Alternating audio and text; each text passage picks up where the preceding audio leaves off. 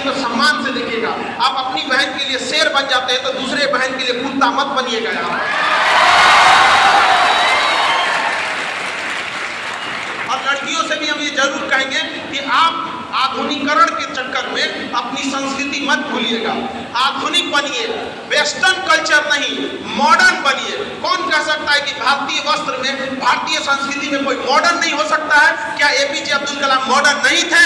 किसी की औकात है जो उनकी बराबरी कर सकता है? स्वामीनाथन हो गए, तो ये क्या चीज, आधुनिकरण नहीं था? एक ऐसा व्यक्ति हमारे स्वामी जी यहाँ पर, तो हमारे स्वामी जी को क्या आप आधुनिक नहीं कहेंगे? आज से 50 साल पहले जिस व्यक्ति ने कल्पना की थी, उनके अधूरे सपने को पूरा करने में हम लोग के पसीने छूट जाते हैं। सोचिए वह व्यक्ति अकेले कैसे लड़ा होगा जब हमको जिन संसाधनों से लड़ने में इतनी समस्याएं हो रही है। और आज के समय में गार्जियन को भी कहेंगे, जो छोटे बच्चे हैं, उन छोटे बच्चों की शिक्षा में आप बाधा मत बनिए। बहुत बार ऐसा होता है कि बच्चे स्कूल में जाते हैं, उन्हें समझ में नहीं आता है तो भागने लगते हैं। गार्जियन बन के मत समझाइए उनको, एक दोस्त बन के उनकी प्रॉब्लम समझने की कोशिश कीजिए। क्योंकि अभी भी जितने गार्जियन हैं, आपको अपना बचपना याद कीजिए कि कुछ ऐसी समस्याएं होती थी जो आप अपने गार्जियन को नहीं, लेकिन दोस्त को बताते थे। तो दोस्त बनकर उनसे पूछिए।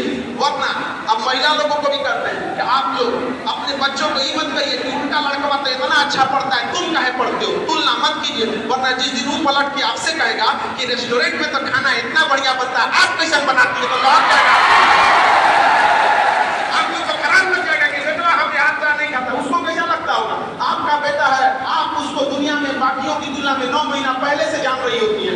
आपको पता है कि आपका बेटा निकम्मा नहीं है। समाज से उसको अकेला मत छोड़िए। अगर उसको माँ बाप का साथ मिल गया और शिक्षक का साथ मिल गया, पूरा दुनिया जीत सकता है। महाभारत में जिन लोगों ने युद्ध जीता, उनके साथ बस इन्हीं 3 लोगों का साथ था, माँ बाप और उनके गुरुओं का। इसलिए उनको अपना दोस्त बन के समझिए। उनकी कोई गलतियां हो रही है तो समझने की कोशिश कीजिए। और शिक्षक से भी कहते हैं कि आपके पास ज्ञान का भंडार है, लेकिन जो आपसे शिक्षा लेने आया है वो एक साधारण सा बालक है, उसके सामने आप बहसबाजी और ज्ञान का परिचय मत दीजिए। और इतना ही शौक है ज्ञान का परिचय देने के लिए तो बराबरी में परिचय दीजिए।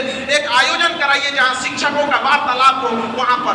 बल्कि शिक्षकों का कर्तव्य बनता है कि छोटे बच्चों को एकदम छोटे से छोटे लेवल में जाके समझाएं ताकि उसे समझ में आ जाए। देखिए हमारे घर में अगर कोई पकवान बना है तो उसे हम कलछुल से नहीं खा सकते क्योंकि मुंह में नहीं घुसेगा। उसको खाने के लिए हमें छोटा चम्मच लेना पड़ता है ताकि हमारे मुंह में जा सके।